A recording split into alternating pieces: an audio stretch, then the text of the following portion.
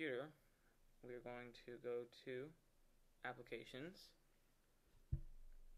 And the program I use on the specifications on the Hauppauge site about the HD-PVR, it says that the HD-PVR is not compatible with the Mac. But if you dig deeper into the HD-PVR FAQ, the frequently asked questions, you will see that it says, can the HD-PVR be used on a Mac? And they actually tell you how to use your HD-PVR on a Macintosh using various HD-PVR capture things. I tried HD-PVR capture, which I believe is where is it at?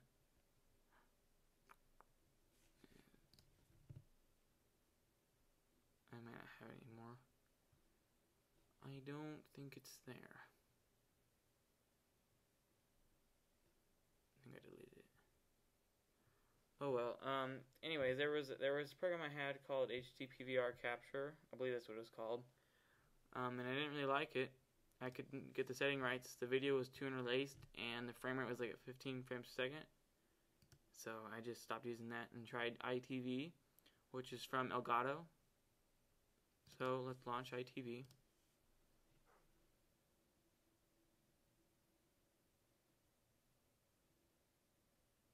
Okay, EyeTv's launched. Now I'm going to turn the Xbox on, and I'm going to turn the Hauppauge on. I'm going to turn my TV on, and turn the remote on. Okay, so now you can see it's loading, and there's the Xbox.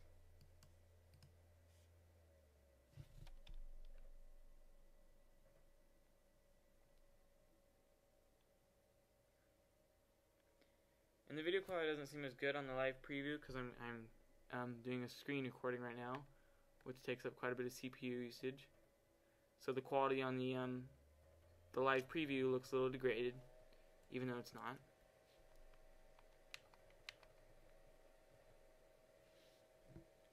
So now you can see I'm playing Call of Duty Modern Warfare 2, and if I want to start a recording, all I have to do is press this EyeTv right here, and it starts recording. It says 43 seconds right here, now 44, but that's just, it's a live recording, so right now it's not actually recording anything. All it is saying that for 53 seconds you've had your component video come into the software. You're not recording anything, you're just having this live preview come into the software, and this software is actually built for watching TV. And there is about a 3-second delay between the Xbox and my computer monitor, which that's not acceptable for gaming. You can't play on 3-second lag.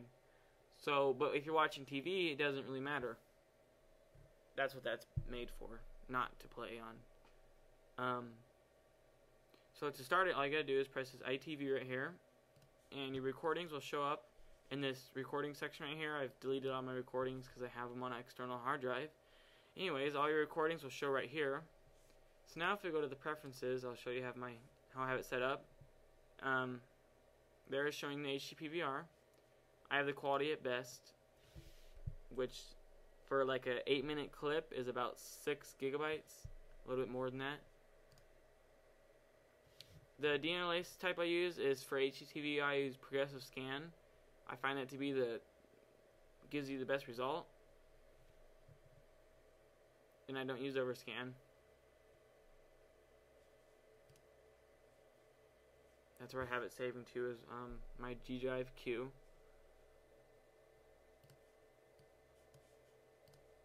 So that's how you set it up in EyeTv. This software version is EyeTv3, which is the first version that was compatible with the HD-PVR. So let's close this. Now if we go to my hard drive and go here, here's the clips I've recorded so far, and they're all big.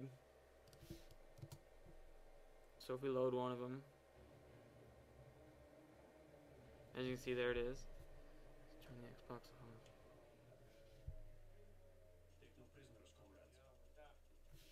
So there's one of the clips. I'll show you another one.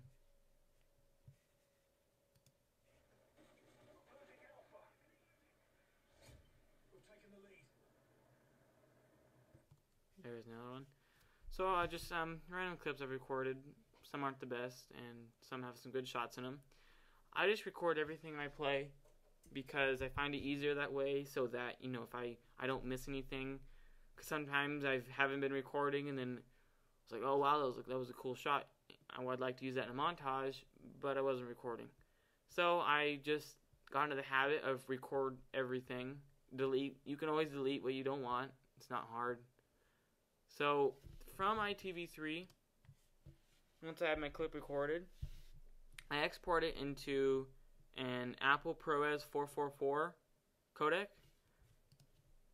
It shows up under Apple Intermediate codec, even though it's a 444. It says right here, Intermediate codec. I did choose 444 in the EyeTv though, for editing in Final Cut Pro, which that codec takes up a lot of space for editing.